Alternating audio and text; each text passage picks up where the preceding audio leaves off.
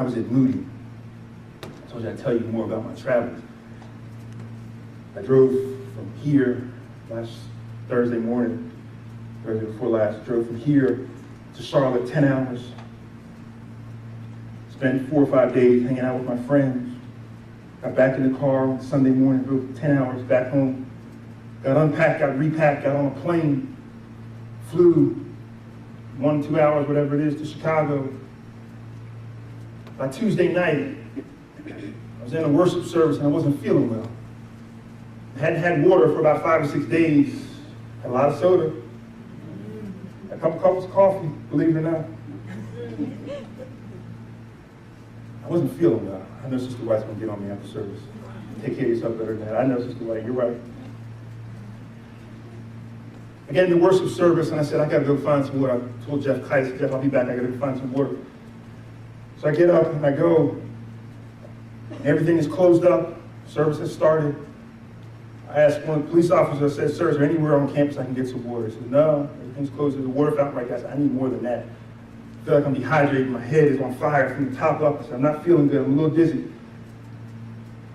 Police officers couldn't do anything. The staff couldn't do anything. The little elderly man there named Melvin, I don't even know his last name. He's a pastor, I think, somewhere in Alabama. Melvin said, I heard. He said, can I pray for you? He said, I don't have any water either. But I've taken inventory of what I do have, and what I do have is the Spirit of God. Brother, can I pray? I don't know your name, I just want to pray. Laid his hands on my shoulder and started to pray for me. Can I tell you, I started feeling better? Because Melvin had the Holy Spirit. He took inventory of what he did have. I said, oh, thank you, brother. I feel all right now. I started walking back. He said, no, I'm going with you.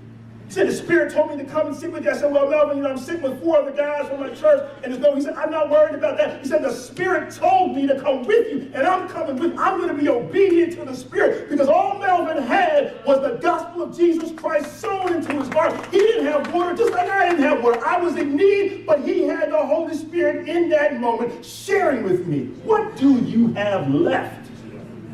He sat right there next to me. Had Jeff moved down and said, Melvin, sing with us. And I believe the whole time that I was in that worship service, Melvin was just praying and praying. I looked over, he had his eyes closed, and he just was praying before the Lord. For a man he had just met, never knew, but he knew this one thing, that he had taken inventory of his soul, and what he had in his soul was the Holy Spirit. What do you have left?